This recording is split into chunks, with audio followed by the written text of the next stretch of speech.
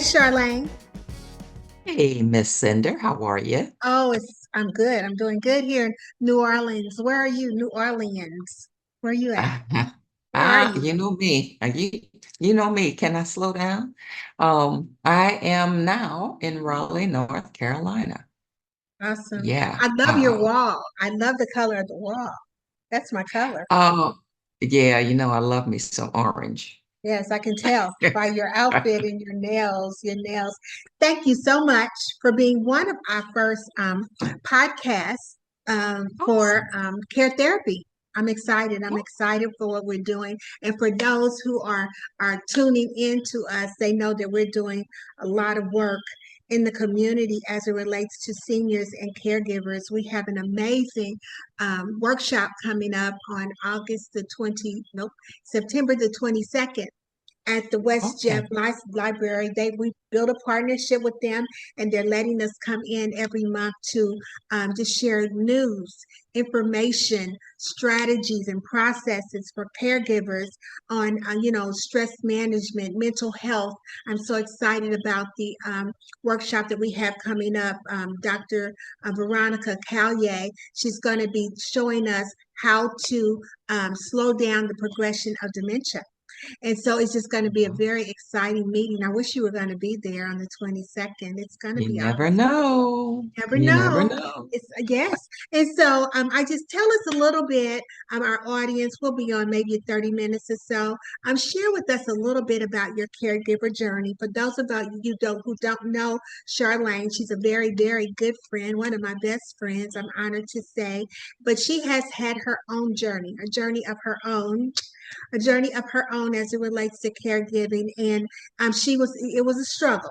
From what I understand, it was a struggle, but in the end, she was successful. And now she's glorying in the work that she did for the mother who had done so much for her. So, start out by telling us a little bit about how your journey began and why did you choose? You chose to be a caregiver.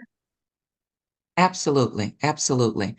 Um, well, when my mother was around 86, 87 years old, my sister noticed that, her attention span and different things were not quite right. Um, and at the time, I was living in North Carolina, and excuse me, uh, my mother lived in Houma, Louisiana. I'm originally from New Orleans, and so when I went down to visit, I noticed some things like she was having trouble managing her bills, her finances. And so I straightened some things out for her. To make a very long story short, she ended up living with me in North Carolina for a while. Um, and when I took her to the doctor told me that she was in the early stages of Alzheimer's and that at the time that I should start looking for a facility to put her in um, because she said because she's going to be violent. And I'm going, wait a minute, really? Um, my mother was all of 5'4" and maybe 140 pounds. All of her children are at least 5'10" and over. So I'm going, nah. And I kind of blew it off. And as time progressed, uh, she started doing things that were just kind of like mean and just didn't make sense. So I shared with my siblings what the doctor said to me, and my oldest sister said, "No, let her come and live with me in New Orleans," because my sister had taken care of elderly people before. And I told her, I said, well, it's a different beast when she's living with you as opposed to when you're going to someone's house and then you go home after, 8 hours. Right. It's going to be different. No, no, no. Let her come to live with me. Okay. So, um, Mama came to New Orleans and lived with my sister. Within 8 months, maybe, my sister was calling me saying, you need to come home. I need help. Yes. And the dementia had progressed. I mean, from the time she was with me in those 8 months, it had really, really progressed. Um, mentally, she just was not there. Um, and so I moved back to New Orleans and I took over her care. And she would wake up at 3 in the morning and she would be getting ready to take a bath. And she was going, she and my stepfather, who passed away in 1999. Now we're talking about 2016. Um, she and my stepfather were going to the movies, or Mm, they were going to dinner, and he was outside waiting for her at 3 in the morning. And so we had to put a double deadbolt lock on the front door, on all of the yes, doors, because she would try to get out at yes. 3 in the morning. And she would fight me. She would literally fight Mm-hmm, me. mm-hmm, And she had a metal cane that she used to walk with. mm-hmm. And she would swing that cane at my head, and I'm grabbing it. And she would get mad. She's like, "Oh, you need to let. He's waiting for me." And it was a It lot. was a lot. Let me ask you this because that's your mother's journey, but and I've gone through that as well. And Mhm. so, but in and through going through their journey, it changes us. It impacts us. It changes our lives. And so, as the facilitator of the Caregivers program, I'm interested in, of course, I'm interested in seniors. I love seniors, but I'm really interested in how the caregivers' lives are impacted. How does it change you? How does it affect you to see this strong mom who raised these amazing kids now be the child? Now it's role reversal and you're having to see this decline in your mother. How did that affect you? Oh. Okay. Well, everything shut down for me. Everything. I packed up my home in North Carolina, moved back to New Orleans, moved into a house, and like I said, had to change the locks. I could not go anywhere, anywhere. I had to take her with me because I couldn't leave her by herself. Um, to the store, whatever. And then we would be in the store and she would start putting things in the basket, everything she thought she wanted Yes, or she thought was missing. And yes, I'm putting stuff back. And yeah, everything shut down. I couldn't work. And I, as you know, I write insurance. And actually, all of that took me into the Medicare field okay. because going through everything with her, maneuvering the whole, I call it the Medicare monster, with Mhm. her, I sat and thought, how do people without insurance background get through this? Yes, In many years prior to her getting sick, and I had taken her to get her Medicare done, she told me at that time, you need to do this.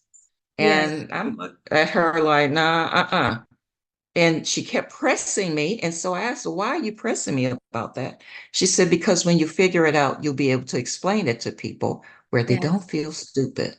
yes, So it impacts your life to the place whereas somebody has to stay home with that person yes, if you don't have long-term care insurance. And a lot of times we don't understand why God puts us in certain positions, in yes. certain Oh, places. Back in 2008, I was working for New York Life, doing life insurance. I got a long-term care license. Why? Because they were paying for it, and why not? yes, I get the long-term care license, and it was like, fast forward, okay, now I see now why. you see. Because having the license gave me a little bit more insight into what can and cannot be done, what needs to be done in order to get certain things for your parent or Right. your loved one, whoever it is that you're caring for. Yes. Uh, there are certain things that you may not know that it's like, oh, that's why. Right. So as I go through the journey, and it got to a place where I could not keep her home with me anymore. It got to be way too much for me. And I came across a couple in New Orleans, both are nurses, Mr. and Mrs. Black. And they helped me a lot in finding a place, a facility for my mother. And um, I ended up, after about, she was with me for about maybe a year, that I just couldn't do it anymore. And Hmm. I ended up having to put her in the facility, and I felt so guilty. Hmm. The Yes. guilt was there Yes. because Yes. she looked at me and she said, I never thought you would do this to me. Yes. Oh yes. Oh yes. Yes. The sorrow, as you were talking about in the beginning about the transition, you bringing your mom and the things that you went through, going to the grocery store. There's so many emotions that are involved, and Mhm. and we go through alone. A lot of times when we go, because I remember my mom, my sister was the primary caregiver for my mother, and even though my brother and I, we were supporters, the support system, she felt alone. The Yes, sorrow and the fear and you're only human and you're getting older, so all of yes, those emotions are involved. And that is why this organization is so important to me. And with the conference, we're calling it Savvy Caregivers, so that we can mhm, learn how to um, implore self-care and the different principles and the different procedures that we need to keep ourselves strong. And as I hear you right. talking, and then you also spoke of guilt. That's very Yeah, important. That's very, because we get to the point where we know that our loved one needs more than we can give, so we have to take that next exactly. step that we thought we would never take. And then when they look at us and just, I remember my mother, I remember it, and it just broke me down. It just hurt me. It almost Yeah. killed me. The fact that we had to take that next step to place her where she could Yes, be safe and get the 24-hour attention that she needs. Go ahead and talk some more about absolutely. that. Yeah, yeah. Tell some more Absolutely. about that. Yeah, placing her in a facility, um, it was heartbreaking. And my siblings and I, agreed that it was time. Um, and once we did, you feel so guilty, so you're there all the time, or as much as you can be. Yes, yes, Um, and I even took a job at the facility. yes, ma'am. So yeah, I'm gonna take a I was job at the long facility. distance. I was long distance, so I couldn't take a job. But what I did is I bought her a big screen TV because she had a room by herself, a big screen, new drapes, a new recliner. I was sending something every week. If I till my sister finally said, "Don't you send another thing." But it was just trying to even appease myself to let her know I love you, I haven't forgotten you. And then I was traveling once a month from New Orleans to Indianapolis, and staying a week. I was barely working. Yes, yes. And that, the guilt of it. And then when they look at you when you're about to leave, Oh, you know, and oh God, oh oh, God. And and there would be times when she would look at me, she'd say, well, why don't you spend the night? And I I'm did. going, I spent the night. oh, yeah. Yeah. And I'm going, okay, okay. And so you just go through such a range of Wow. emotions to the point that the I was there so much because and the way my siblings and I worked it out, I would go in the evening. My oldest sister would go in the morning because she drove a school bus. Hmm. And so once she got off a school bus at 8 o'clock, she would go over to the facility. She would stay there a couple of hours, and then my brother Mhm. would check in maybe about 1 or 2 o'clock in the afternoon.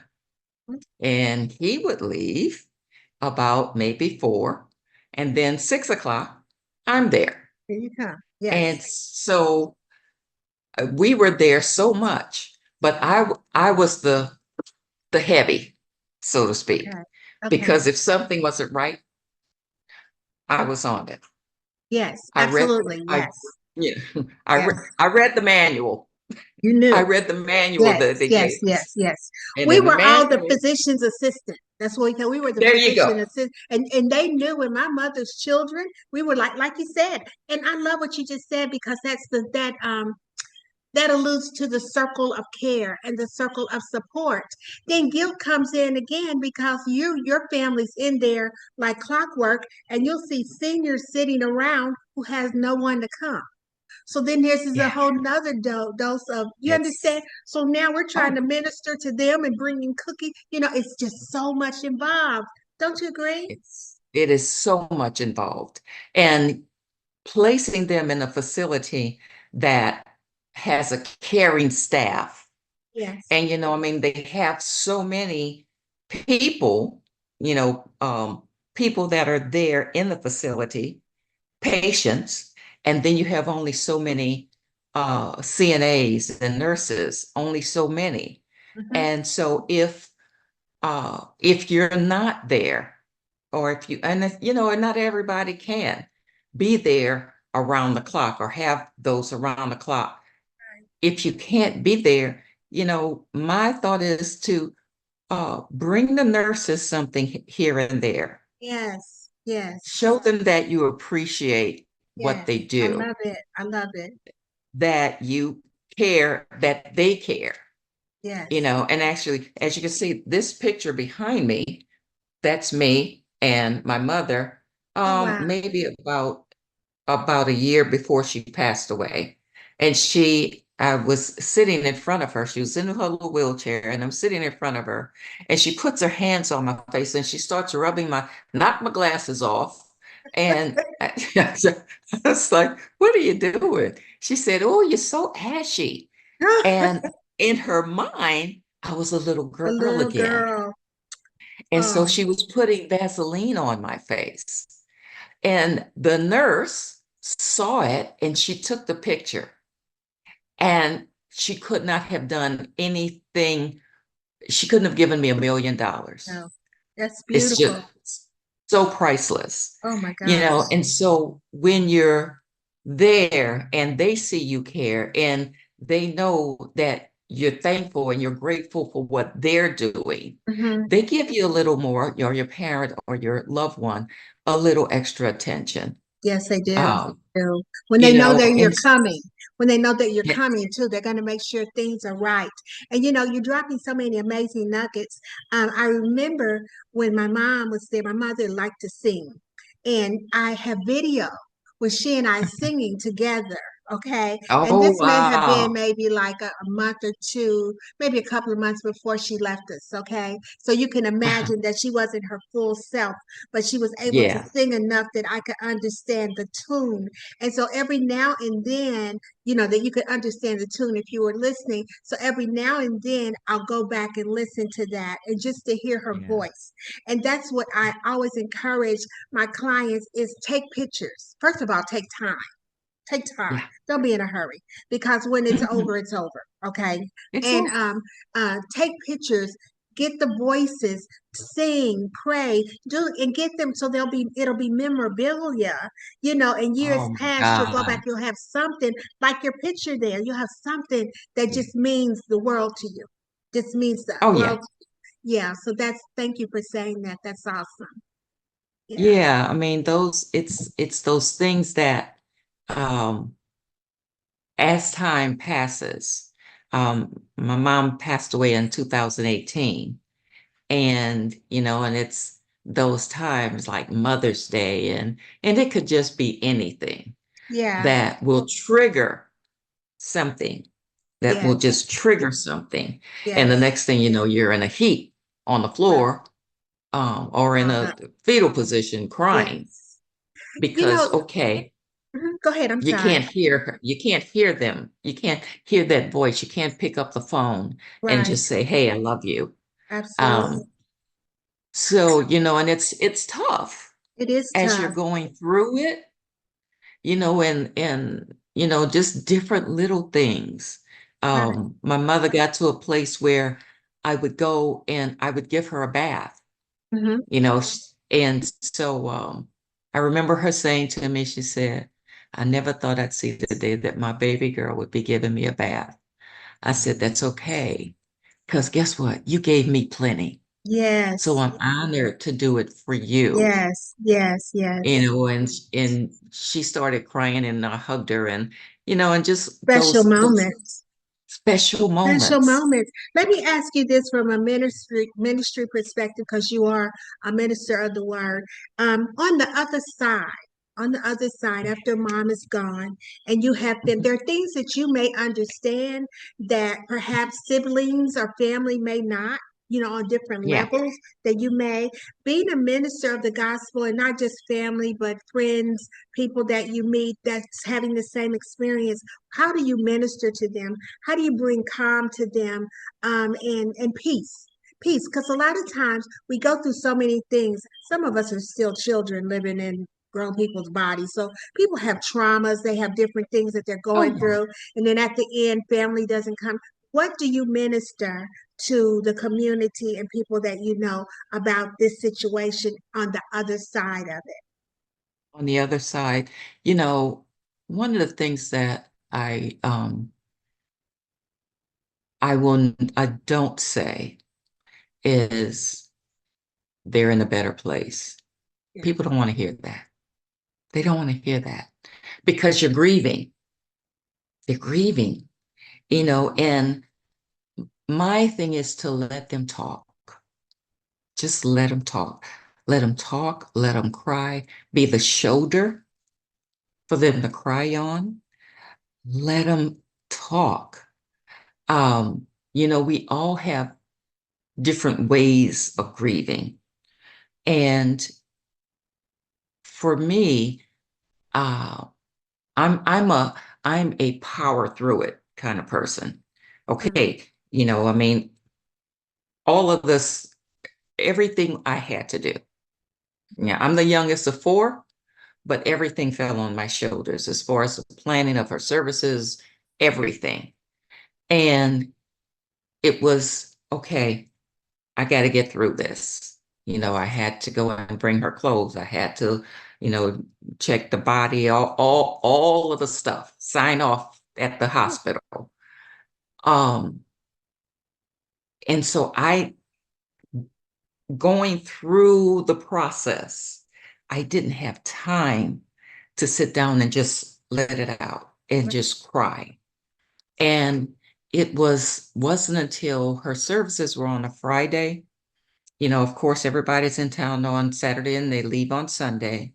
And then mm, Monday, when yes. everything is Monday over, comes.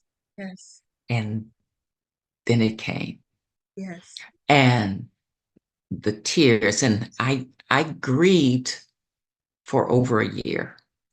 And my oldest sister, looked at me and she couldn't understand. She's like, "What, you knew it was coming?"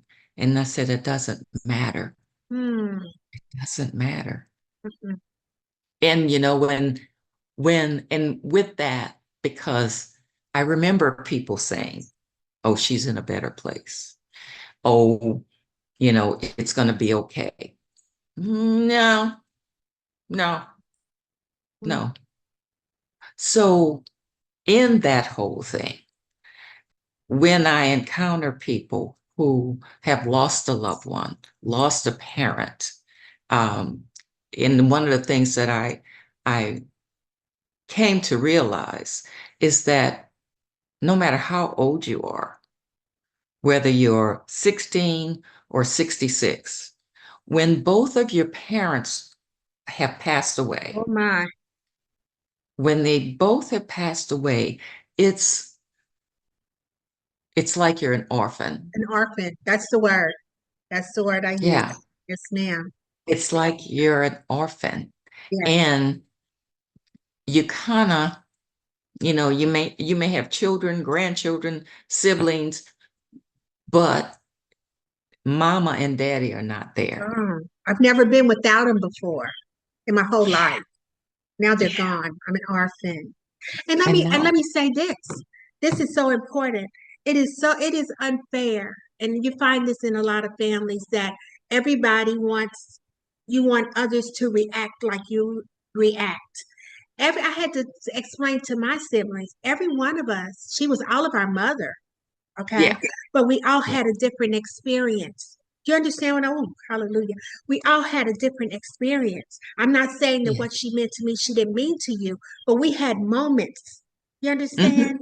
That Hmm. set up in my soul that may be different than your moments. And so, because you were the primary caregiver and I wasn't there 24/7, it doesn't mean that I loved her any less. It means that I found Exactly. another way to honor her. I was the financial support because I couldn't be there in Yes. the physical, but we still loved our mother. It doesn't have to necessarily be the same. And it's the same way in caring before she leaves. Hmm. Everyone is not um, have the consciousness or can Yeah. process mama leaving, cannot process the fact that mom has Alzheimer's and now she doesn't even remember my name. She may know my face, but Yeah. everyone, that's too much for some people to take. So we have to Hmm. kind of take people where they are. You understand what I'm saying? Right. So this Oh, isn't for for you to sure. be the primary caregiver, but you can do the laundry. You can do the dishes. You can help take her to Hmm. the doctor, but we can't You can have the bring a same. meal over. Yeah. Absolutely, absolutely. Or take a respite once a weekend, or just come to let Mhm. me go to the movies.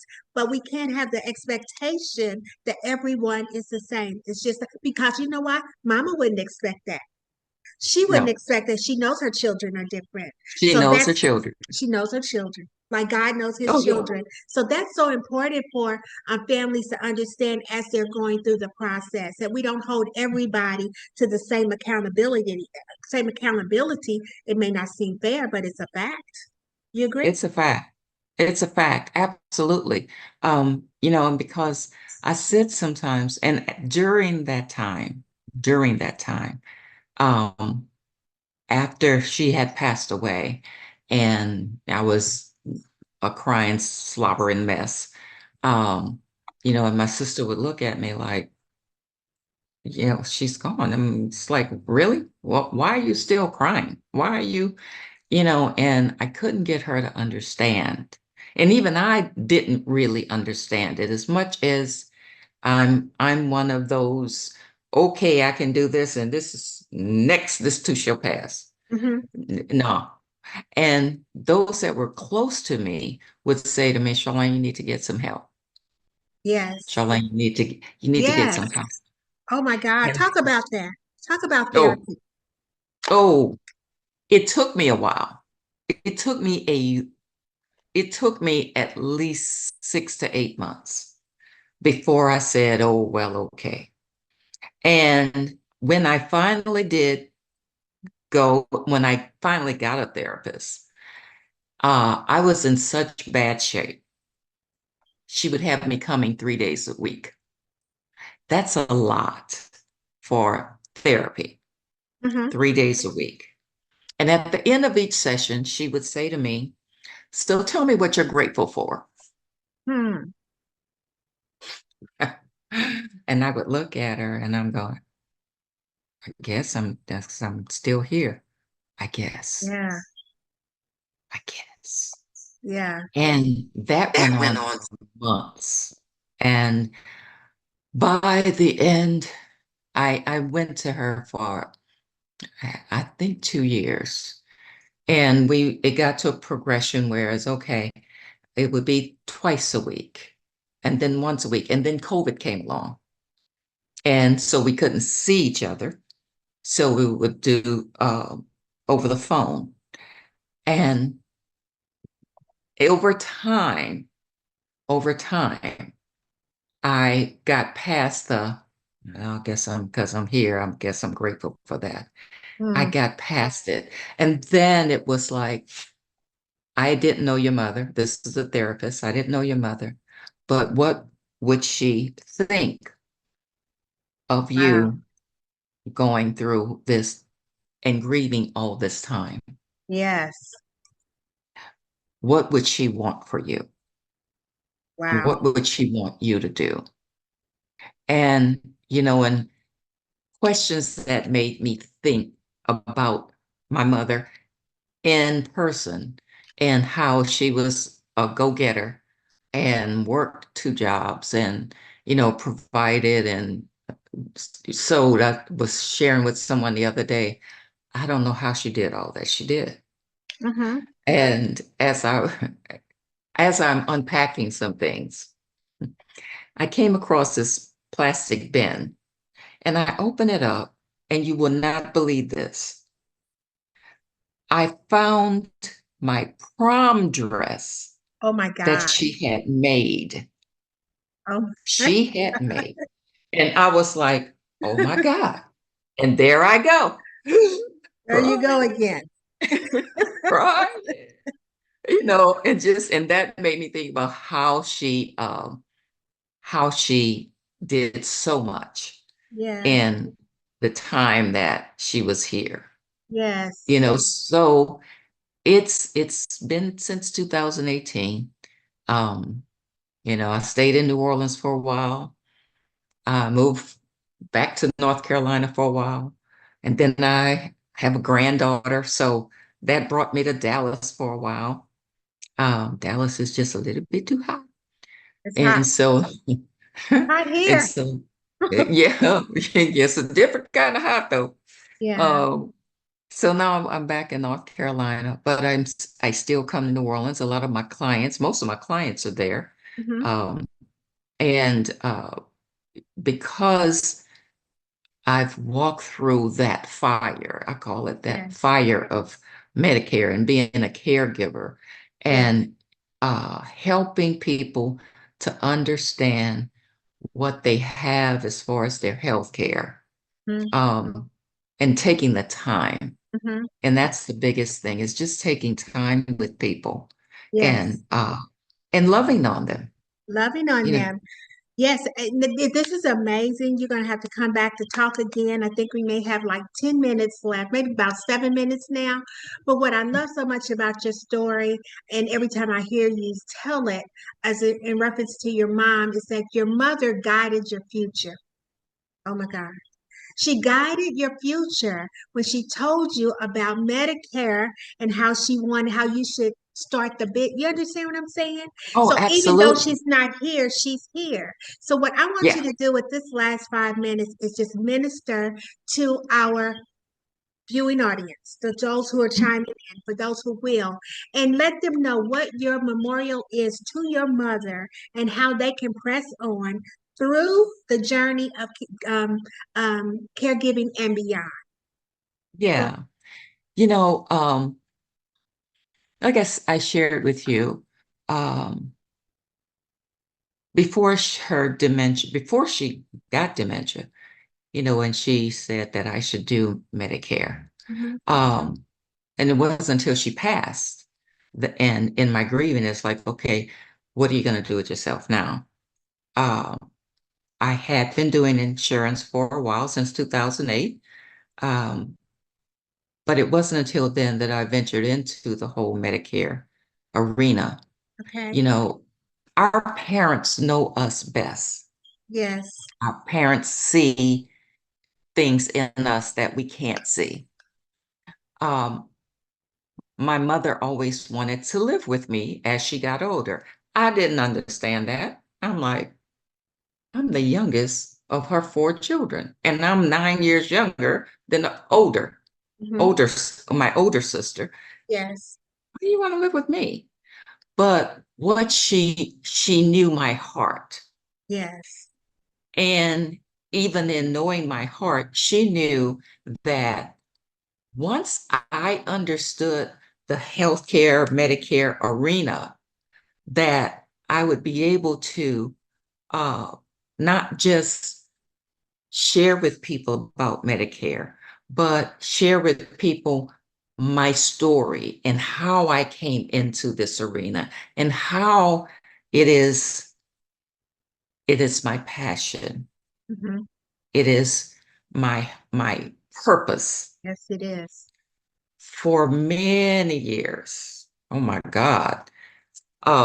Even when I worked for the airlines, and okay, I had a child, I have a son, and I would always ask God, what is my purpose? And it's got to be more than getting on these planes every weekend or being a mother to my son. It has to be more than that. And it wasn't until after she passed away, here I am, 60 plus years old, and as I started to do this whole healthcare and dealing with seniors, they're my babies, and Yes. even though I'm a Oh, senior, but you are. just You're a senior? Hamas, I never believe it. You're a I'm beautiful a senior. senior, You're a beautiful senior. but loving on them, Yeah. just loving on them. And it's, a lot of times people um, will come in and it's about the sale. For me, it's not about just the sale. It's having you to understand what it is you have, um, being there for them, that they can, my number is the same. It's going to stay the same until go see Jesus, Yeah. and they can call me. And I Dependable. have one of my clients in New Orleans. I was there about a month ago, and she happened to call me while I was there. And she had been trying to get a scooter, a motorized scooter, for months.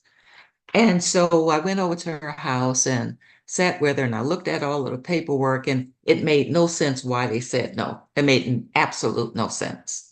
So I took, excuse me, I took the paperwork and I wrote a letter to the healthcare provider. I wrote a letter to the doctor, and I sent it all, whatever, boom, boom, boom. Okay, we need to work this out because she needs this. Yes. Um, and got her scooter for her. And every day she sends me a text message every morning. I can't thank you enough. Thankful. No, I'm just doing Thankful. my job. You're an Just amazing doing my advocate. job. You're an amazing advocate. I will say that. I want you to tell us about your agency, the name, and how to get in contact with you. But I have worked with you, Charlain, for several years now, and you just Yeah, go all the way. It's just amazing to see because I have that passion for seniors. I yeah. recognize it when I see it. It's going to get done. I don't care. It's going to get done. And It's you gonna have get that. done. It's going to get done. Passion. And there aren't many of us out here. I will say that. There are some, but there aren't many. So I just give you applause for all that you're doing and how you travel from Texas to North Carolina to New Orleans to make sure that your clients, your seniors, and your caregivers are taken care of. It's absolutely phenomenal. And the eyes of the Lord upon you, and you'll always be blessed for what you've done for his people. I just want you to know that and how much Amen. I love you. But I want you to tell us about I Am, and we're getting ready in a couple of months. We're going into what do we call that? Open enrollment. Open enrollment's coming up. All right, I want you guys to remember Charlain, open enrollment. So go ahead and Absolutely. tell us about I Am. I am Integrity Asset Management Group. During that time that after mother's passed and I'm grieving and I'm in bed and I'm in my fetal position because I feel like I can't move. I woke up one morning and I heard God say, I am. And I said, well, okay, yeah, Yeah, you you are. are. Mhm. And then he says, that's the name of your business, of your agency. And I went, what agency? Okay, I am. So I get on a computer and I'm looking to see, and so before that, I said, okay, so IAM, insurance something something, insurance AM, what AM? So said, no, it's not insurance, it's integrity. Wow. Okay, you're going to operate in integrity. Integrity. Said, Okay, okay, God. So what's IAM? Asset management. Asset management. Okay. So I get on a computer and I look for search the name to see if someone had it. Someone had the name. Oh my God, somebody's got the name. He says, I am God. Wow. G group. Okay. Integrity Asset Management Group. Who's the group? Me. You and God. You and Okay. God. Yes. So that's how it came about, Integrity Asset Management Group. And so when I honor that to do what's right, because what I share with people is we can do either what's right or what's expedient. Wow. I got to do what's right. Yes. Doesn't matter how long it takes. I've got to do what's That's right. right Yes. because I don't want my name to be mud. Yes. I want Yes. to do what's right by my clients. And so that's how Integrity Asset Management came about. God has blessed me. I worked for an airline for 29, I think I was in my 29th year, somewhere in there, before I retired. And so I fly free anywhere that this airline flies. And on other airlines, I get a discounted rate. So that's how I'm able to go back and forth and here and there. Yes. Um, and so, I'm in New Orleans quite often. Um, and uh, like I said, I just moved back to North Carolina, trying to get started here. But in the meantime, I'm still coming back and forth to New Orleans. Don't be surprised you see me in September. That's right. We Uh, will. and here I am. So yeah, I love what I do. I love, love, love what I do. I love my seniors and making sure that not only that they're in the right plan, but that they understand what Mm-hmm. it is. Absolutely. Because I'll get people who say, "Oh, I have a supplement." I have my supplement. And I was like, "Okay, well, how much you paying for it?" I ain't nothing. Oh, you don't have a supplement. Okay. Mm, So yes. let's talk. Let's talk because I want you to understand because our people perish for lack of knowledge. Yes. Absolutely. Absolutely. So I want them to understand, Right. and so that's how we got to Integrity Asset Management How you Group. got there. It's amazing. Thank you so much 1,000 times. I know you're busy, you're unpacking. You're a woman of the world. And so you're unpacking. You're always unpacking. I'm always unpacking. Man, God, I miss you greatly, but thank you for taking time just to come on our little podcast to talk about your caregiving experience and to give us the word of absolutely. the Lord and how we can persevere and make it through onto the other side. And so I want you to be blessed. Absolutely. I want you to be so blessed there in North Carolina. But we're a little jealous. We want you here in New Orleans. So come back for open enrollment so we can get those Absolutely. get the seniors where they need to be. Oh, All well, let right. me tell you, I've already uh purchased my ticket on another airline Okay. to make sure I'm in the place, Good. That's So awesome. yeah, Okay. We'll yeah, stay in touch. Thank you so much. I love you. I love you. I love you. Can't say that enough. The caregivers love you. We appreciate you. All right. absolutely. Thank you Have a for the good evening. invitation. You're welcome. Love you so much. Take good care. Bye-bye. Alrighty, bye-bye. Bye.